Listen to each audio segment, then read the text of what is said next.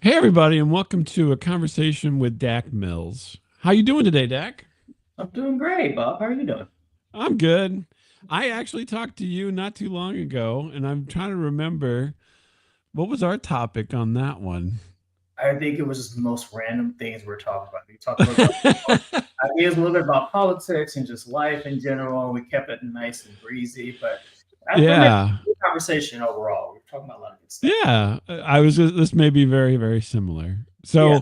So, but I talked to Dak, and the funny thing is, this is funny about these things. I'm like, I remember it being incredibly pleasant and delightful, and then I'm like, well, what did we talk about? And I'm like, oh, I think that's a good I, thing. It's I great think to- we, I think we went all over the place. I think we did. So, so one of the things I always like to ask folks here is, you know, what inspired you to decide to, you know, basically talk on the internet, as it were, to do a show?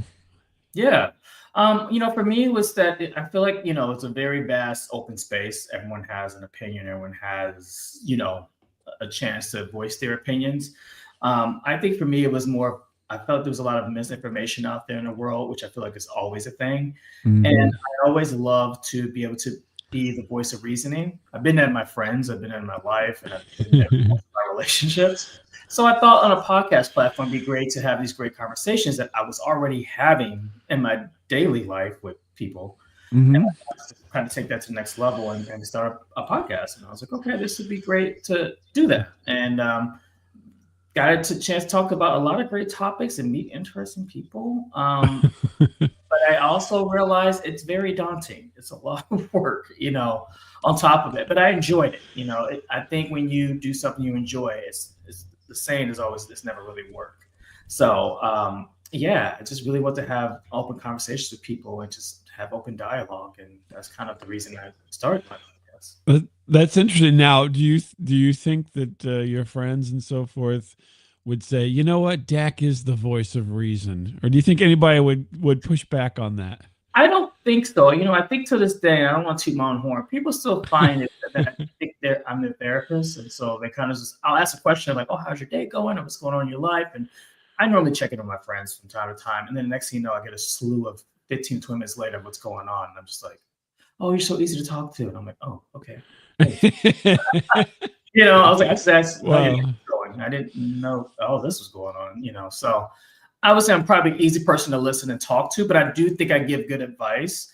Probably not, I don't take my own good advice sometimes, but I do think I give good advice to the point of like, have people just kind of rethink things and realize certain mistakes they're making or realize that you're just not really helping yourself by doing certain things, and keeping it nice and fresh and light and not too mean. I think sometimes you can be a little too mean and you can be a little hurtful. So you have to learn to reel it back sometimes. so there's no tough love Dak. There's just Oh, there is. smooth and easy Dak. It's only for certain people that comes out. But Ah, okay. no, for the most part, I keep it kind of nice in general, and I try to say, listen, I'm a little older, and I've kind of been there. A lot of my friends are a little younger than me, and I'm just kind of like, you're gonna go through these growing pains in life, and just make sure you make the right decisions. You're gonna learn one way or another. So I can't tell you not to do something because you're gonna probably want to do it anyway.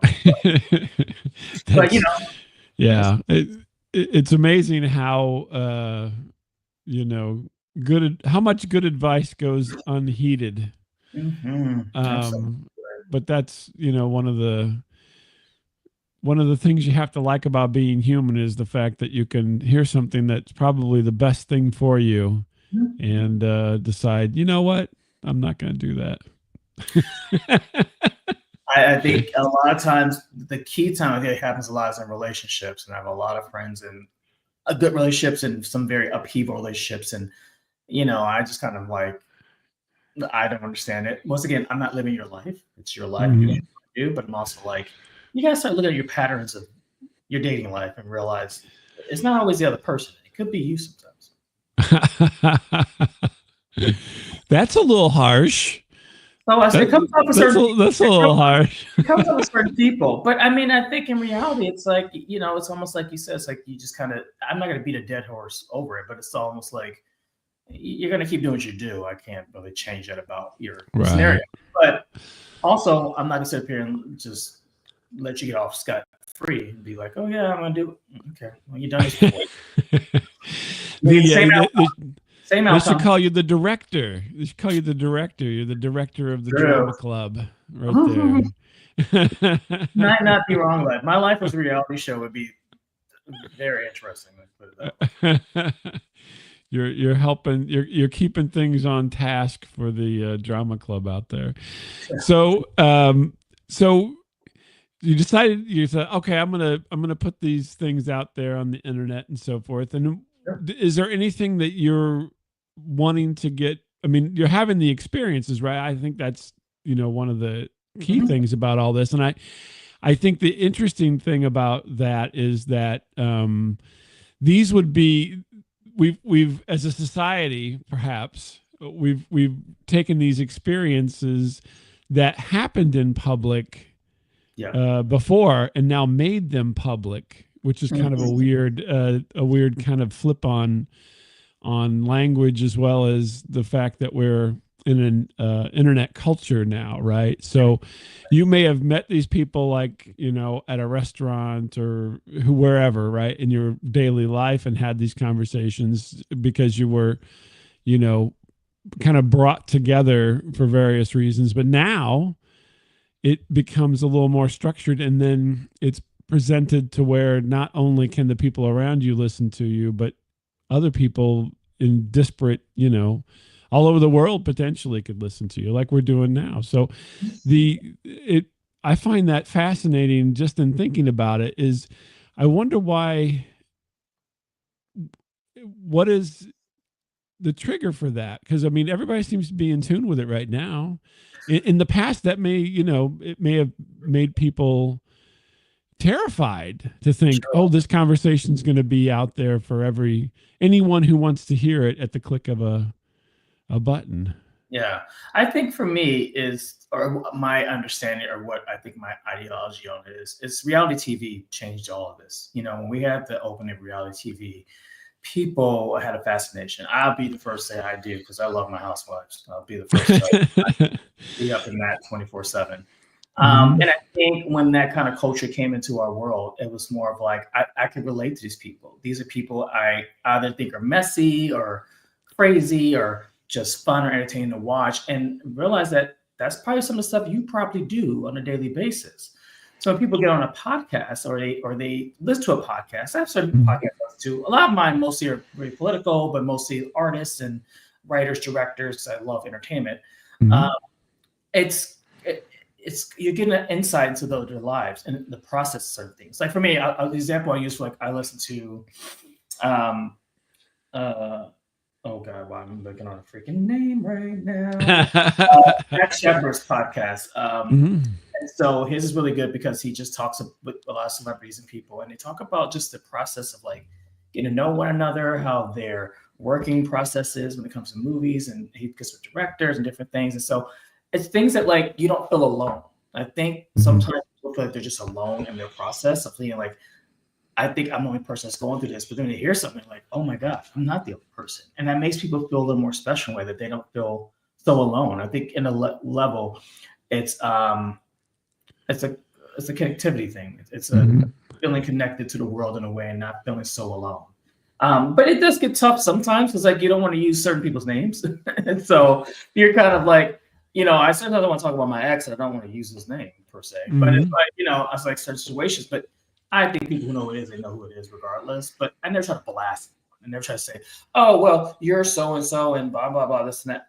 I never try to do that. I never try to do that. Hmm. So, but it's the connectivity people have with that, and I think that is why it becomes so popular. People are having these avenues to talk and feel heard and seen. That's the main issue we have a lot in our country, and just in society in general. People don't feel heard and seen, and sadly, that can be a bad thing for some people. It could be a good thing for others. So it's a kind of it can go any direction, on that. Yeah. Do you think there was a time, like in the recent past, I'm talking within the last, like, 20 years or whatever, that there was a point where we American society specifically became disconnected, and we all kind of went to our corners, and Mhm. that's the reason why this is happening? Or do you think that I this has just believe been a so. slow progression? No, I think, I mean, you look back some of the dawning times of the early, well, it's the last 20 years. So what is that? The early 2000s, 2000s, yeah. before 9/11. I'm probably going way back thinking in my head. Yeah. But yeah, I think that was kind of the way things kind of were. You work, you go home, you meet your family, you have family disputes, or take trips or travel, what case may be. But it was never nothing that was so exposed. You Hmm. know, but back to my early statement, just like reality TV just opened that door, because otherwise you just go home and watch a sitcom or a TV show, and that was your connectivity to something outside that world. But I think it also depends on where you grew up too. I think Hmm. I grew up on the very liberal eliteness of California. So, Hmm. and I think people who grew up maybe in the Midwest in certain aspects had different levels of work and play and how they Hmm. in their lives. So I think it's a lot of those factors went into that. But yeah, I think you're right. It's just kind of just you go to work, come home, family, and kind of rinse, repeat, and do it again. It's interesting when you said that. So, you said basically that when you got home, you may watch television, and then that was your point of connectivity. Sure. So, with the internet opening up, basically, I think you hit upon something there in the sense that now that people are away from broadcasting, right, which is one point to multiple people, now Mhm. you have multiple points, and so it's much more of an interactive kind of a situation. And it went from like Baskin Robbins 31 flavors to Baskin Robbins a million and plus flavors, because Yep. there's so much more content for people to take advantage of, because you don't have to it- for lack of a better example, Friends isn't the touch point now, Mhm. right? You don't have to look at that and say, and try to relate to that, Yeah. because that may have nothing to do with your world. But that was kind of the most popular thing in that, in the Absolutely. late 90s and so forth. And and you were kind of forced into it in a way. Yep. And now you're not. I mean, you're not, you can do whatever you want. And that's interesting though. I think maybe you hit upon the thing, that is that we have been given almost an infinite amount of choice and the Mhm. ability to make those choices now, whereas before we didn't. I mean, No. No. we thought cable was expansive with 500 channels, but Right. that's nothing compared to now. No, and you're right. You touched on a part of internet. It's almost, oh goodness, I'm showing my age. I remember when YouTube came out, the very Yeah. first iterations of it. It was kind of like I remember being in my dorm and meeting a bunch of my roommates and friends just watching the most dumbest videos in the world. Yeah. Hours doing that. And to this day, I'm not gonna lie, I still go back to YouTube and watch certain things, or videos of people traveling in cases. But the internet has opened that door to another level of entertainment, where it's like you have these different platforms. Shows like yourself and other shows are on YouTube, and people have the Hmm. outlet to kind of connect with people. Once again, it's a good or bad thing. I mean, what people don't realize, the internet was really made for the government. They don't really remember that. Right. Yeah. DARPA, right? DARPA, Yeah, or yeah, years DARPA. ago, and so they couldn't handle it, so they just gave it to the world, and so Well, all maybe the they couldn't contain it. I mean, they probably couldn't. Yeah, I mean, yeah. there's so much wealth of information. It could be great. It could be great to have resources to have out there and do things, but it's also could be deadly to the point of the dark web and things that can happen and things that could be taken a misstrew, or people, which I go back to my way earlier statement of that people having misinformation. Well, I read on Mhm. the internet about this. I'm like, okay, well, that doesn't mean it's true. Anyone can put it Right. out there. That's fine, and that's your opinion, but doesn't mean it's always true. So you got to be very vigilant when you're getting information. Or have some good, reliable resources when doing that. Yeah. Oh no, definitely. It's made, there at this point there is no source, right? So I Yeah. mean, the used to be you'd have these very trusted, sources for information, and I think what it's done is kind of scrambled that a bit. I mean, because as we've found out, even the media now is Mhm. not even trustworthy. The mainstream media, they say all kinds of stuff that don't I mean, and that was a that's place not where you real. go to like get information. I mean, I still watch the news. I don't, it is what it is. I don't fully always believe everything that's out there, but it's a form Mhm. of information. I still will always like, okay, I heard about that, but let me go back and research for myself. But yeah, you're totally right. The media was supposed to be our guarded sanction for kind of keeping our checks and balances as the unquote fourth house of our government in the U.S. at least. And Right. now it's kind of just haywire and just does whatever the fuck they want. I'm sorry. Well, they do what the hell they want to do. I Yeah, just it is. It's wild to think that, I think my parents would have never um they would never think that the media would lie to them. of course. And yet now we have media that does lie to people essentially because they align themselves in with a certain bent or whatever, and they are telling well, let's not call them lies, but let's call them half truths. So they mention something that may be true and then something that may be a little fuzzy, but they put them together. Yeah. And so then that way when they put them together you're like, oh, true, and then you just buy the rest of it because the true statement's at the front. And it's also And biased. It's very biased. It's this point where yeah, we're having to pick a side, and that's not fair yeah, to people. and they were never. They're not. If you have studied media at all, the idea behind it is that they're supposed to be unbiased. They're supposed to just basically present Yep. what the facts that are out there in the world, and there's Absolutely. no, this is what happened.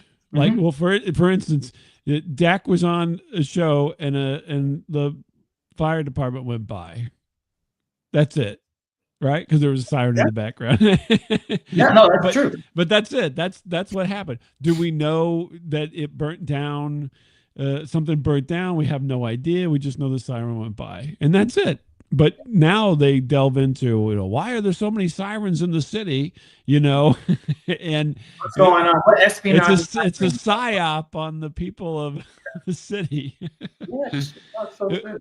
It's nutty that this is happening, but the other thing I think, and I'm sorry I went off onto a little tangent there, but the other thing I think is that the internet is growing up because you mentioned YouTube and watching YouTube at the beginning. That would have been around 2005 Correct. when YouTube came out. Which I have a slight little story that I'll divert onto. So when YouTube came out, they used to have at the very, very beginning, they used to have featured videos. And I'm so angry that my brother got a featured video back then, and I never could because I was on it like right away, Right. and because he was on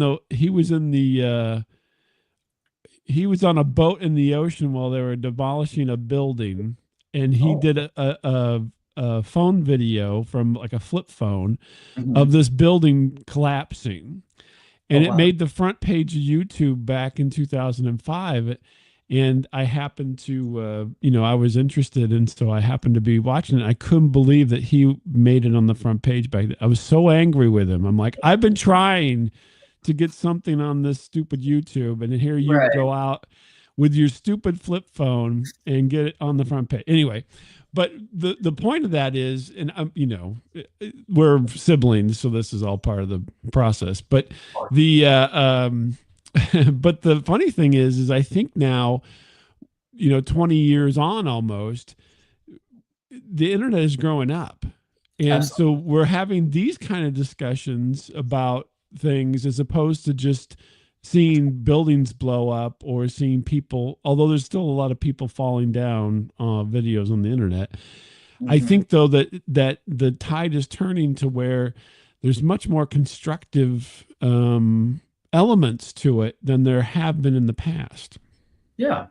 I think it comes to it's a little bit of checks and balances. I mean, we still have copyright laws. We have certain sanctions for those things, and I think there's things that suitable for children, not suitable for children. Mm-hmm. You have to have certain limitations when it comes to that because you don't want to have everything out there. Obviously, sex or Right. dark web things. Like you don't want to influence people, but also you don't want to grotesque or freak people out at the same time. I mean, it goes back to what we talked about with media before. It's like it's hard. I mean, not to get too political, we talk about the things that are happening in the Middle East and things that are happening over there. It's like you're getting so many different waves of information and what's really happening, and it's like you gotta. I always tell people you gotta inform yourself. You can't lean on your media for everything. Of course, it's there for you. Of course, you get the information for you, but you have to get out there and really understand for yourself and not jump on a bandwagon. And going back to celebritism and celebrities, like people are like, oh, well, so and so supports so and so, and I'm not going to do this. I'm like, but okay, that's their choice. Like, doesn't mean you have to like. First off, actors are actors. I don't know why people seem to think that life of like. I mean, I think they're amazing. They're great. Like I said, I love entertainment. I grew up in entertainment. I worked in entertainment. But I don't think they're a lifeline of life. Like I don't think even they take themselves that serious. I mean, some of them probably do, narcissists, but for the most part, they don't take themselves seriously. And their opinions are their opinions. I watch you for a great show. You're doing a great character you play. I can give two shits what you do in your personal life. Like that's right. That's what makes you an expert. Right? Committing murder or something with kids or doing something crazy. Then yeah, but like other than that, I don't care what you do. I'm watching you for entertainment aspect of what you bring to this character in this TV show. What you do in your life, that's great. That's awesome. But I don't really care. But we get to the celestial side and want to know everything about this person. It's like they just play a character on TV. What makes you think you know anything about their lives?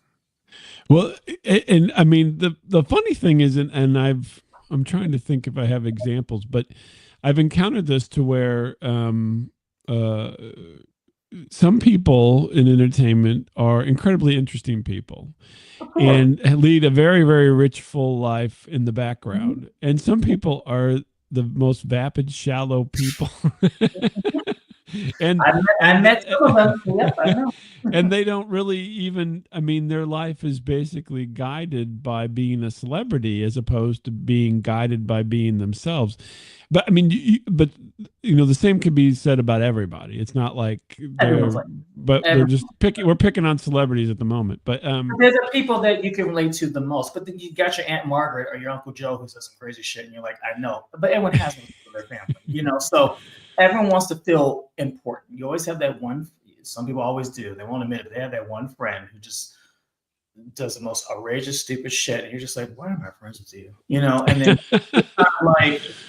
Okay, are you trying to prove something to yourself? Are you trying to be alpha? Are you trying to, puff your chest and make something more of yourself because you're already insecure about the fact that you're less of a person without doing this? You know what I mean? Like those are things that you're just kind of like observing. You're like, okay, whatever, but you don't need to do that. I mean, there's a study that just came out. I don't know if you read this, Bob, that says, and I'm kind of a fitness person, so I get back into fitness and learn. It said people who are into fitness are the most not vapid, but the most insecure people in the world. I'm like, oh really? Yeah. I was like, I would have not thought that. Right. Like, they're promoting health and fitness and wellness, but studies have shown they're the most insecure and kind of just not vapid, but like almost just like are not self-aware themselves. And I'm like, that's interesting to figure out. But from a psychological point of view, it kind of makes sense in a way. If you're posting some of these shirtless selfies. It's two reasons why you're doing that, but most likely why you're really doing it. One, for clout. The second is because you're insecure about something. You want to look better at something. I get. Yeah, but I find that interesting because the other side of that coin is that you have folks who are involved in that are incredibly motivated people because that to me that I mean maybe I'm not in the category, but to me, it's like you really have to be dedicated to do some of that because I mean, how many people, the relatable thing to say is I really should work out, but I don't do it. And that's what everybody says. They're like, we all have the time. I mean, we say we don't have the time, but the reality is that we can make the time. We would just, we had to cut out watching television or something, but we could make the time. But here's the thing: they'll even tell you that they'll say you can still watch TV while you're on the treadmill. So that's true. Exactly. It's a different way of how they approach it. But also think about this, Bob. They have to maintain that certain physique or that persona for a very long time, which goes back to how certain actors are or certain people. You have to maintain a certain amount. I mean, I've actually talked to my cousin about it. He's a fitness enthusiast, and Hmm. like, if he loses like a certain shred of like muscle, he goes insane. But I'm like, Mm. I get it. You have a routine you're used to and what you work on, but then also it's okay to change those things. But for some of them, it's very hard to not have that, and then they have to Yeah.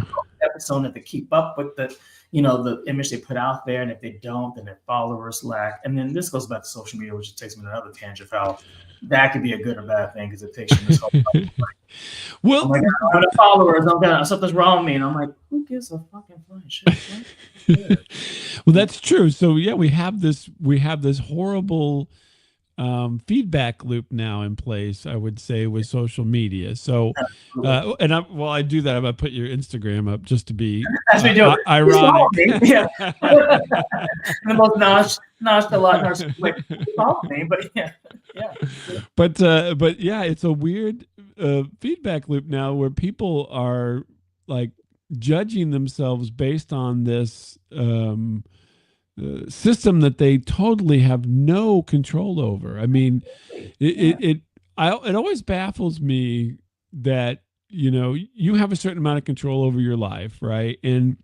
But everybody always looks to things that are outside of their control to give them something, right? To boost their ego or to show their worth.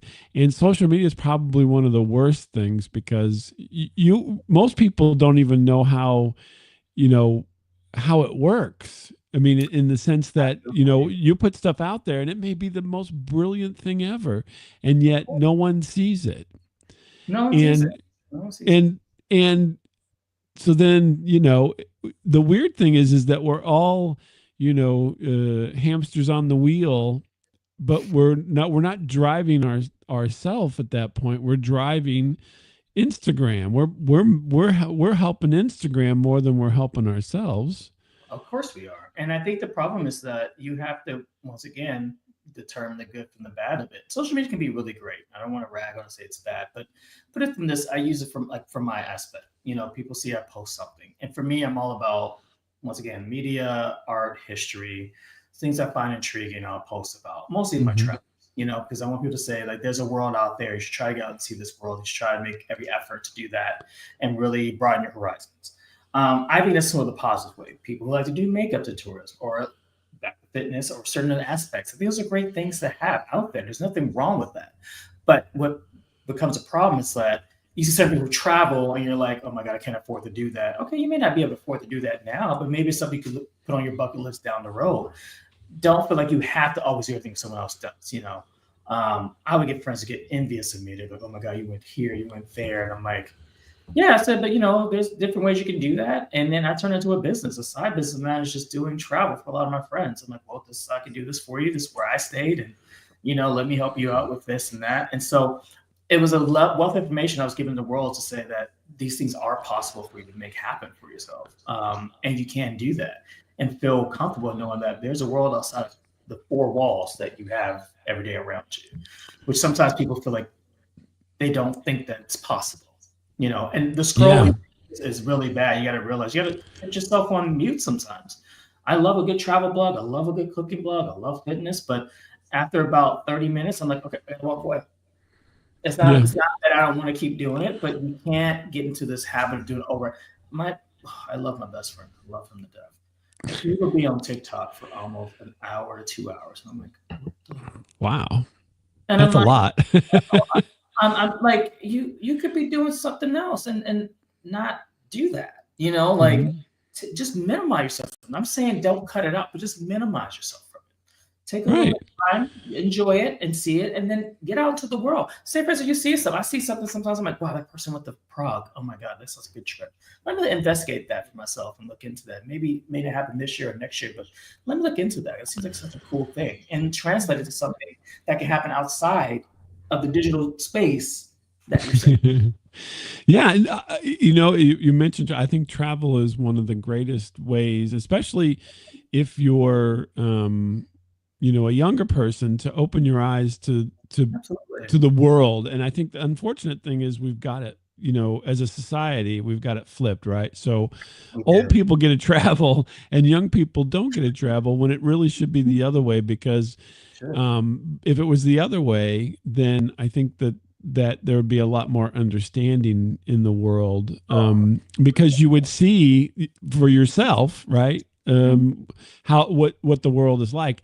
And I think people get trapped into this thing about travel where they say, because they want, when they travel, they want to be, first class accommodations all the way across the board. And Mhm. it's like, you can still go someplace. I mean, think about your budget, and you still have to eat and everything. You Yeah. probably eat out at home. So rather than, they just have to get a little money to get yourself somewhere, and you Yeah. just be doing the same thing that you'd be doing at home. It's just, People, um, budget travel exists. yeah, It's not a fantasy. And you can still have a great time. I've done it myself. I've done high class travel. I've done budget travel, and it's still been a great experience. Well, not always a great experience, but ideally, it's a learning experience. Listen, it's a learning experience too. It's yeah, like I've been delayed in the airport and have to be shut and wait 4 hours, but it's all an experience. I mean, at the end of the day, it's about the experience and journey that you went on to do that. Yes, you have some travel delays here and there, but maybe stay at a lower hotel here, but in the next city you go, you save up and do a nicer hotel. That's yeah. fine. There's nothing wrong with that. Mix it Uh, up. the weird thing, I talked to, and I'm blanking on his name now, but I talked to a guy, and now that we've got to where we can, where it's more acceptable to work from home, where Mhm. I think before COVID it was less acceptable. During COVID, he actually got rid of his apartment, and then, just because Airbnb was having all these deals, he just Yeah, lived in different places during COVID, that's amazing. and traveled around, and like, because he didn't have to be in one place. Yeah. And it was fascinating. I'm like, really? It was, and this has been a while ago. I talked to him, probably a couple of years now, but I was like, that is just so fascinating that you had the kind of the foresight to say, Hmm. I don't need to spend my money the way I'm spending it. I can No, spend it the way I want to spend it, absolutely. and be in other places. Like, he stayed in San Francisco, he stayed in Oregon, I think it was. But anyway, he went to all these places and basically worked from there and Yeah. lived from there, and just took his rent money and everything, and applied it in that way. Now we're out of COVID, so prices are different, because at that time they were trying to get people to come. But Absolutely. Yeah. so he got a deal, but he was, thinking. But even now, you can probably, I mean, maybe you go places that aren't as, touristy, and Yeah. it still can give you a sense of the world, because you're going to be in places that, maybe aren't as popular, Absolutely. but maybe will become popular if you do a little Yeah. research. I mean, You got to pick the off seasons. I always tell people off seasons are always going to be your best friend. mhm, Going to Italy during the summertime, probably not the best time to go. It's probably hot mhm, as well.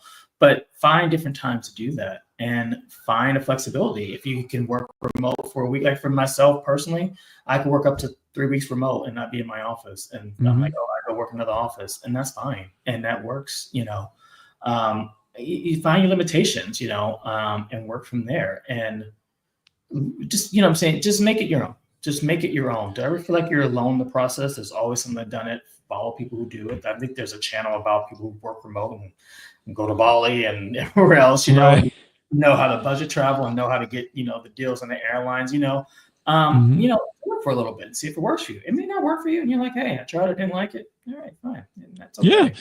Well, Listen. and I would encourage people. I mean, if you're, especially if you're younger and your parents don't Mhm. mind, don't just leave your stuff with them and take off. I mean, you don't have to have a place for your stuff That's that true. you're paying for. Try Yeah. to, I mean, even if you paid, like, give me a corner of the basement to put all my stuff for a while, because I'm not Right. going to be living anywhere. Yeah. Yeah. I mean, there's lots of options out there, and I think they'd be, you need to take advantage of them. I mean, this is the time, because you'll be able to travel later, maybe in better circumstances, depending on your career arcs and so forth. But Yeah. you're never going to have that kind of, experience, because the experiences are different. I mean, I don't think people realize that as you age and so forth, even if it's the exact same experience, it's different when you're younger and when you're Oh, yeah. older. Yes, yes, does. I The totally get you. perspective is all different. I do in my 20s. It might be the same things I do. I'm in my 40s now. I'm like, I probably wouldn't do those things.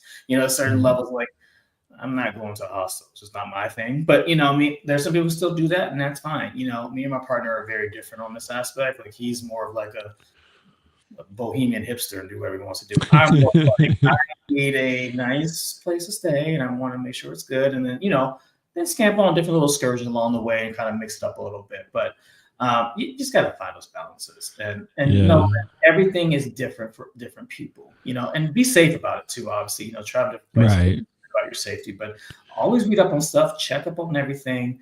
Do your research. I'm reiterating that. Do your research. Yeah, do your research.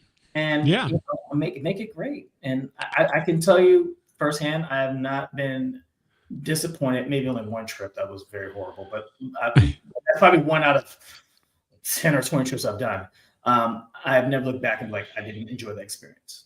Right. Yeah. Even if you get caught in the rain or something, it still can be fun. Yeah. I know my wife and I went to New York, and we're in New York City walking around, and you would think in New York City that you could get out of the rain easily. No, when it started pouring down rain, you're walking down the street. I guess you could go into a business, but then they don't. You gotta, they want you. They might shoot you out afterwards. Yeah, you're soaking wet. Yeah. It was just one of those. We were within within a couple of blocks of the hotel, and we just got drenched, and it was fun and not fun all at the same time. It's fun now looking back at it, but at the time we were like, oh my gosh. You're like, this is like there's not even any awnings. My gosh, this the city is not it's terrible. Yeah, and I didn't even think it would rain that hard in New York, but it did. I mean, it was crazy thunderstorm. But anyway, kind of back a little bit to the virtual part of things. So the interesting thing to me, and you have a back. I'm a cartoon character, and you have a background from a Marvel movie, and so now I think we're eking our way into the realm of, that we can portray things that aren't real as real. And so now you have to be incredibly discernible in watching things now, because it's so easy to make things that aren't real. I mean, also you can tell from the background. You can tell it's better. I mean, right now, give it 2 years. That's very true. AI has changed it. You were absolutely correct on that. But yeah, I wouldn't. I think backgrounds and these things are always nice. It's kind of fun. Like you're in a Zoom meeting at work. It's like kind of have nice backgrounds. You have work things, this and that. But you're totally right. You have to be careful. AI, once again, good and bad. I had a podcast about this. It's just how you use it and how you handle it. It's just you have to be smart about it. But it's scary, as you said, because it will get to a point where like you will not be able to tell the difference. I mean, I think of certain platforms. I think when I use my software editing for a podcast, Riverside, they have like an AI section where you can like AI your voice or something. And I'm just like, oh my goodness, like you don't have to talk episode. I'm like, wait, there's a bot right. So you gotta be careful about it. Yes, it's gonna be. We're on the kind of the precipice, I suppose, of this. Even though everybody loves to use the word AI and so forth, I mean, we're not into what I would call real artificial intelligence. We're at the infancy of it, right? Yes. And so if we keep going down this path, it becomes then what? I mean, how are people going to cope with our 20th century skills in this 21st century environment where you can create things out of nothing to look like they're something? Like, I mean, I don't know if I love to watch these silly movie trailers that people make with AI where they'll take Star Wars reimagined as a 50s movie. God, I hate those because I get very excited because I'm such a big Marvel and Star Wars fan and stuff like that. So I'm like, oh, this is new. And I'm like, but it looks like you said, it looks so real. I'm like, wait, they really? I'm like, oh no. Just recently, I there's a movie coming out with Jack Black called Dear Santa, I think is the name of it. And I saw an ad, not an ad for it. I saw it in somebody's feed, Mhm. and I thought this is a fake movie poster. That was my first inclination, was to think that this isn't real. Somebody's done a really really good job of putting Jack Black as Santa. Actually, he's not playing Santa. Don't give me spoilers, but Mhm. he's playing the devil, playing Santa. And I thought, well, that's sounds like a fun movie. I wonder if they'll really make it, because they did a really good job on this poster, and it's real. It's a real It's a movie. real movie. I mean, with Yeah. Jack Black, I wouldn't be surprised. So that makes a lot of sense.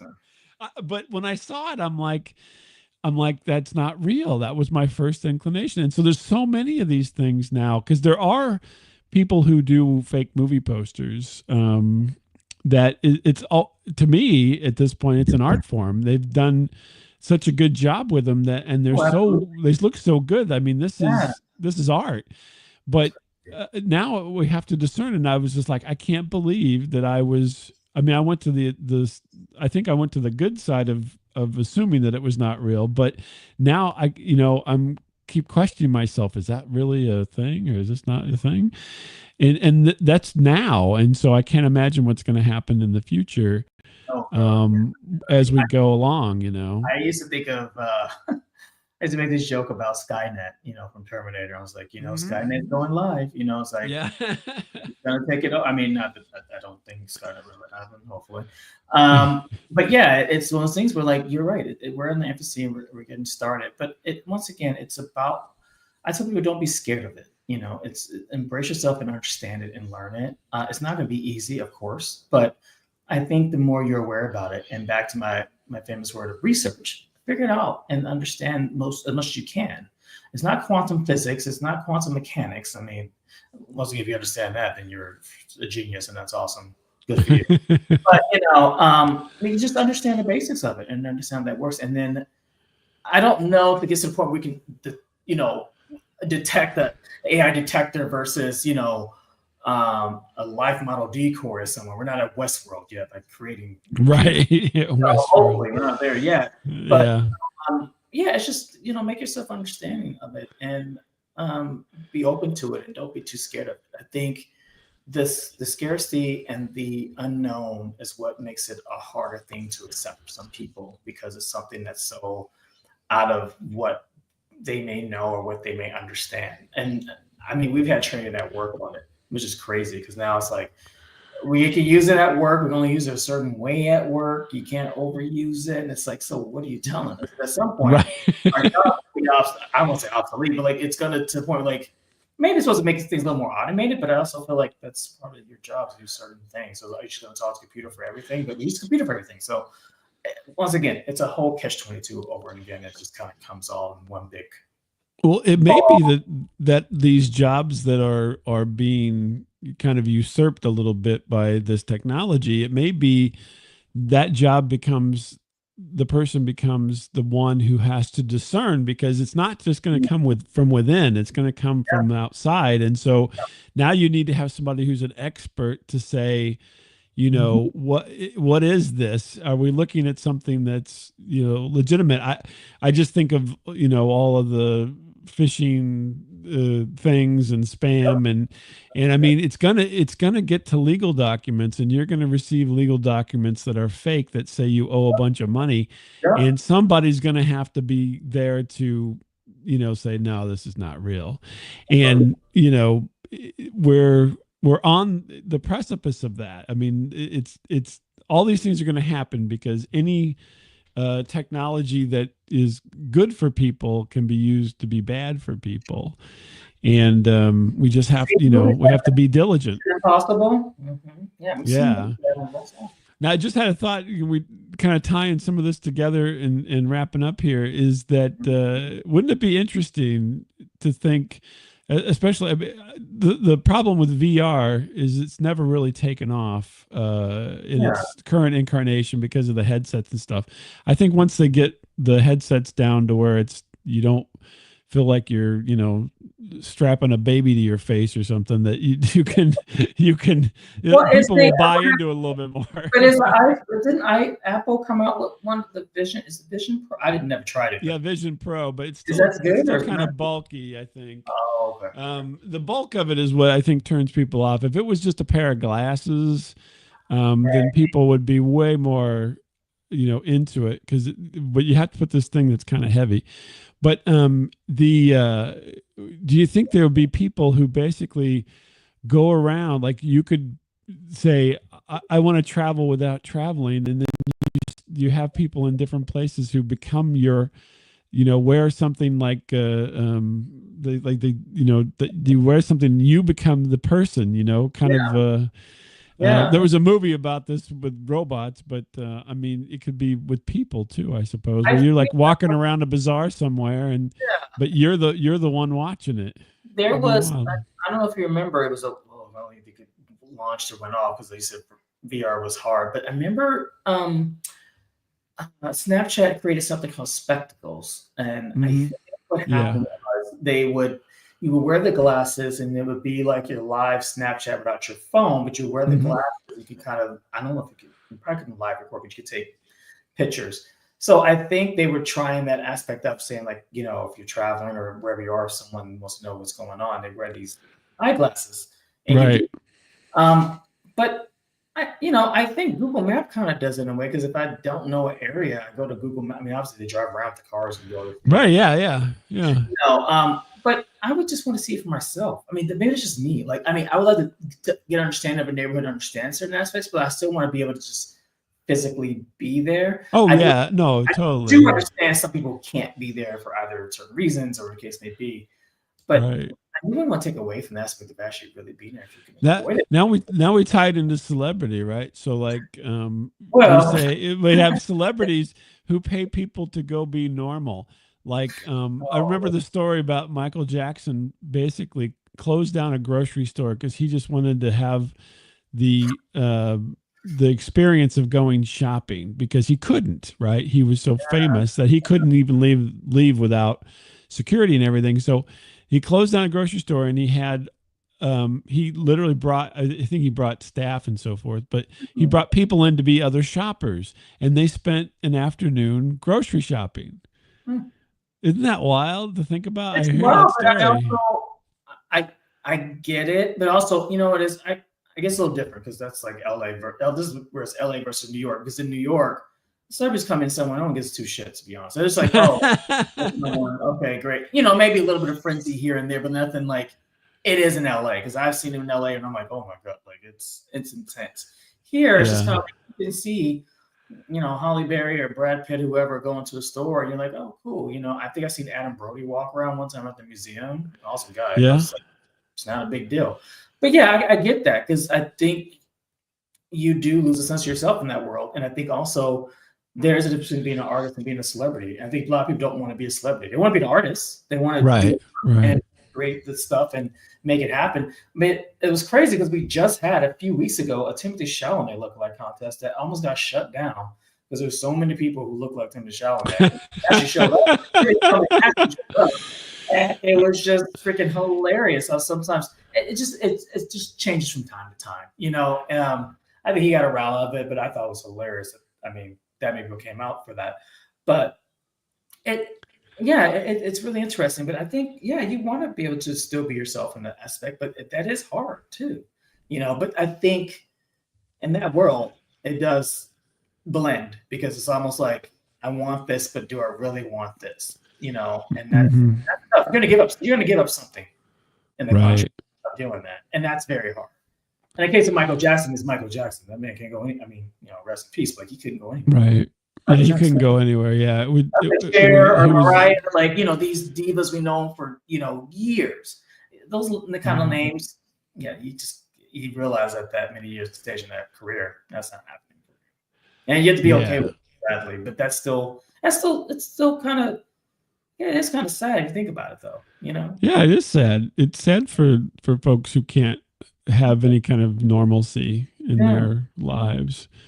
Mm. But well, let's wrap it up here, Dak. So Yeah. Dak, the voice of reason. Where can people find you besides Strawberry Dak, which I'll put back Um, up there? Strawberry Deck is my main one. I also have a website under Flora, so it's Flora Travel, which is also the link in my Strawberry Deck Instagram. So any travel needs or anything that you're interested for travel, please feel free to reach out to me. I'm always down to have a conversation about travel and to educate people on the aspects of global travel. As I've not spent it myself yet, but I'm on the verge of getting all the way around the world. That's going to be my goal. Oh, cool. That's fantastic. But yeah, that's kind of a place you can find me. But other than that, my podcast is Comfortable Being Uncomfortable. I probably should plug that.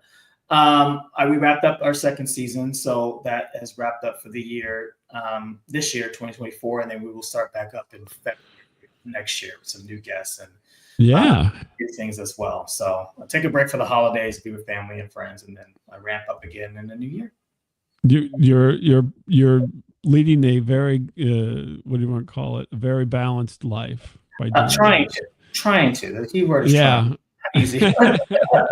I am trying to. I love what I do, but I think it's always good to kind of keep balance wherever you go.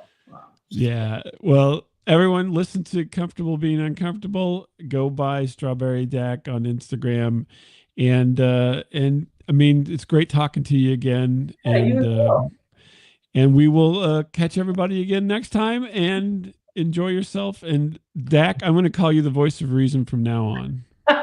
I like that. I can stick with that. I'm okay with that. All right. Hang on just a second. All right.